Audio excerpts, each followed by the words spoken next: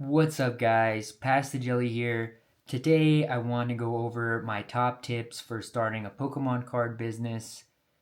These tips are mostly going to come from mistakes that I've made over the years. So, hopefully, you guys can learn something. So, let's go ahead and get started. First tip is going to be start small and scale slowly. When I first started out, I bought a bunch of cards trying to sell them on eBay. Really didn't know what I was doing and made a lot of mistakes with cards that I bought. So I bought cards that took a long time to sell, didn't sell for the best margin, and if I had to do it all over again and go back, I would be a lot more methodical about the cards that I purchased and really put a lot of thought and detail before I ended up making a purchase. The better you do this at the beginning, the faster your business is going to scale and the more inventory and money you're going to make in the long run. The second thing I wish I would have done earlier is research constantly. There's so much to learn when it comes to the Pokemon card market, and it changes every day.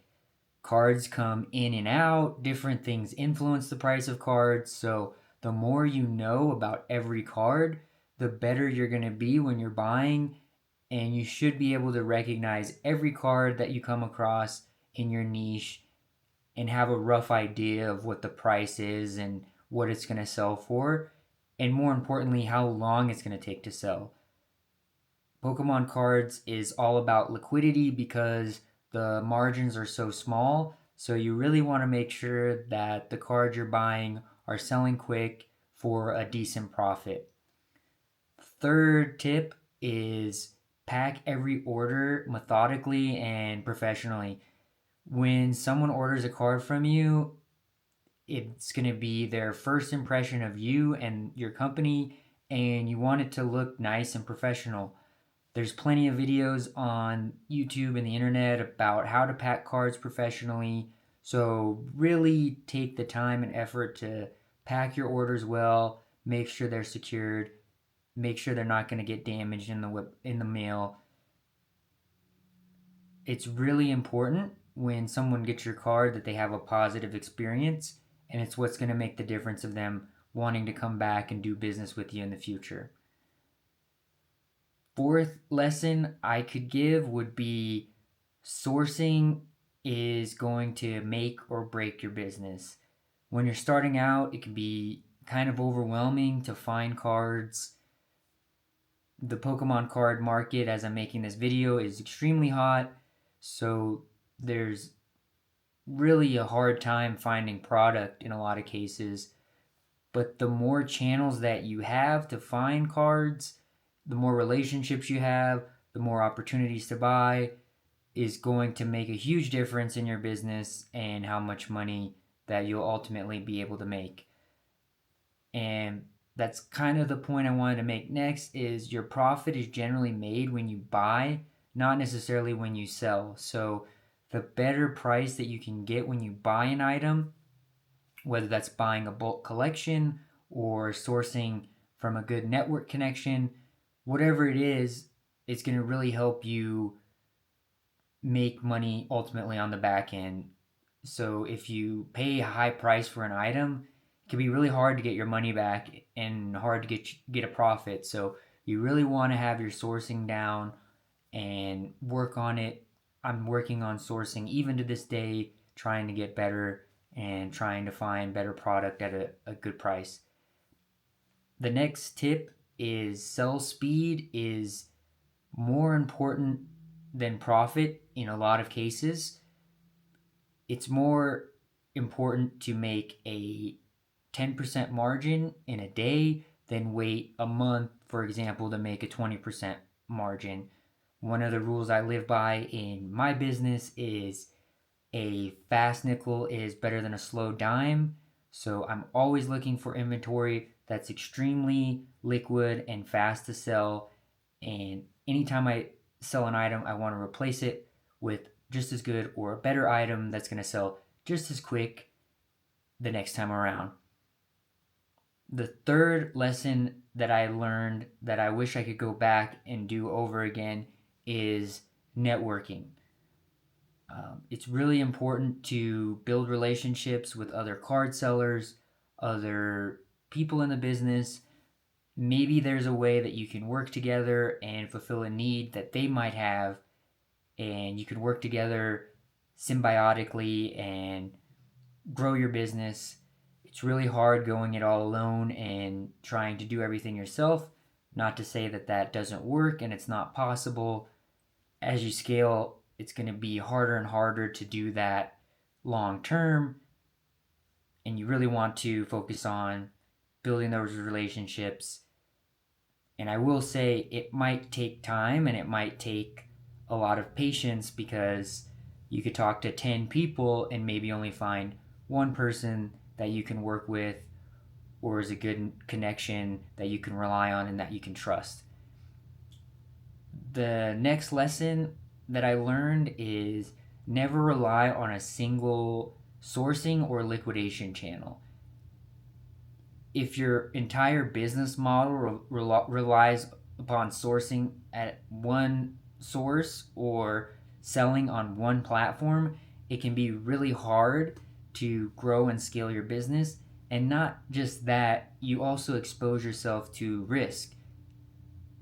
Some of these websites could easily shut your account down or have some kind of issue with your selling account that inhibits you to sell on there for a while.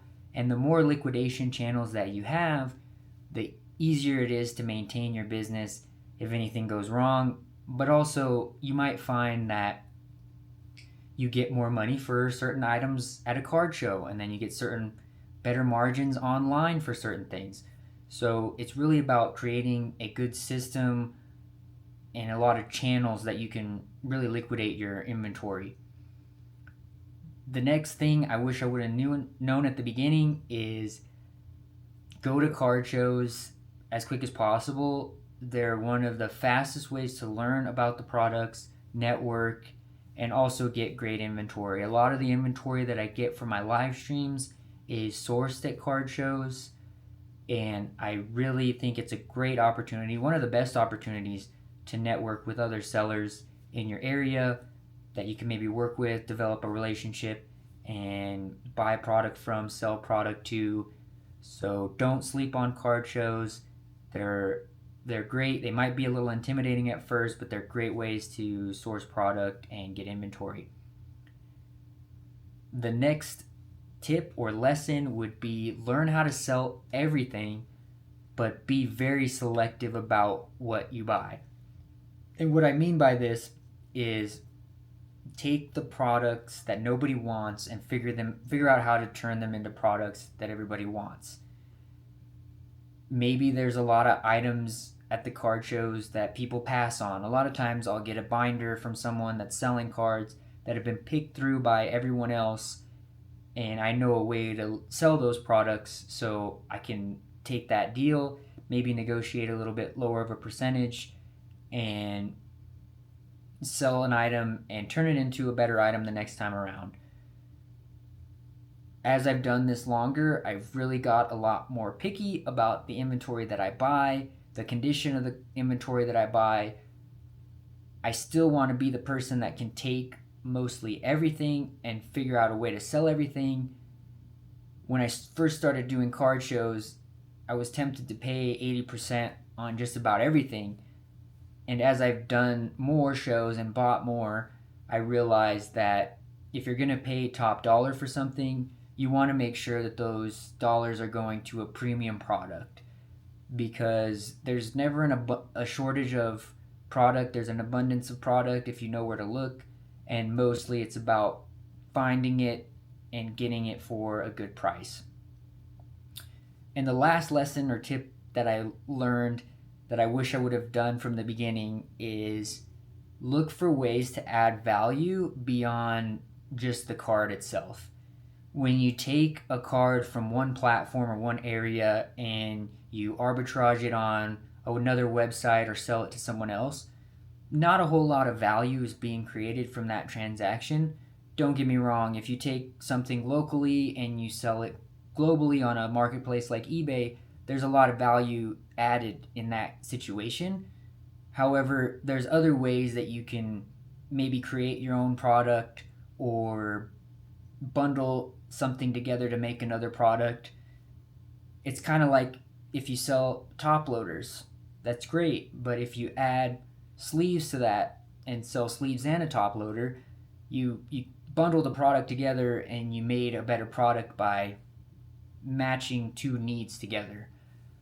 So those are my tips, a lot of lessons that I learned across multiple years of selling cards. I hope it was helpful. I hope you guys enjoyed the video. Be sure to check out our eBay Live if you want to buy cool cards, and our YouTube channel for more content.